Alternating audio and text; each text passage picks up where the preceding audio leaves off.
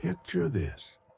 You're sitting in a dimly lit room, the kind of silence that makes you question your worth, your choices, your entire existence.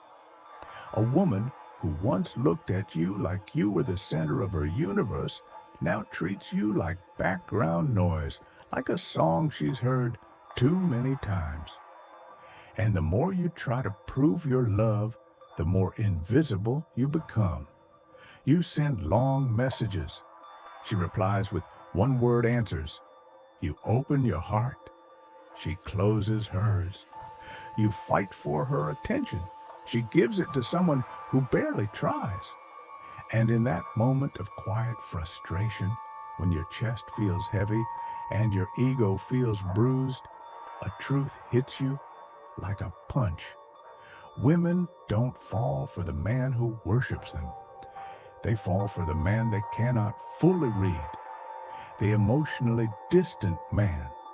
Not because he's toxic or careless, but because there is something ancient, something deeply biological inside her brain that reacts to mystery like fire to oxygen.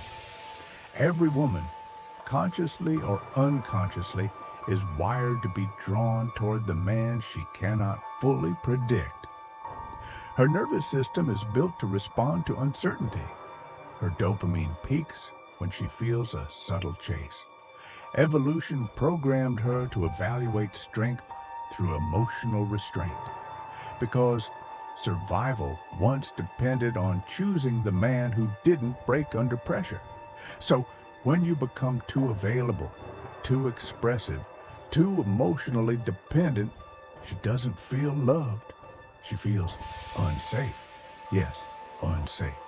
Because a man who is controlled by his emotions cannot protect, cannot lead, cannot stand firm when life becomes a battlefield.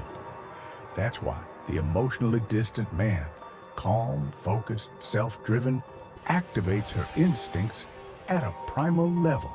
His silence feels intentional. His absence feels meaningful. His attention feels like a rare luxury. And these subtle reactions play out in everyday moments. She stares at you longer when you're lost in your own world. She texts faster when you're genuinely busy. She becomes sweeter when she feels you're slipping from her grasp. Even her attitude shifts depending on how centered you are. But here's where the modern tragedy begins. Society teaches men to do the one thing that destroys attraction: over-explain, overshare, emotionally bleed for validation. You're told to open up like a diary while she's scanning you like a strategist. She tests your strength while you're trying to prove your love. She evaluates your emotional discipline while you're pouring out your feelings. This is the silent mismatch no one talks about. And then comes the collapse. The moment you break your own boundaries to keep her. The moment you make her the center of your emotional universe.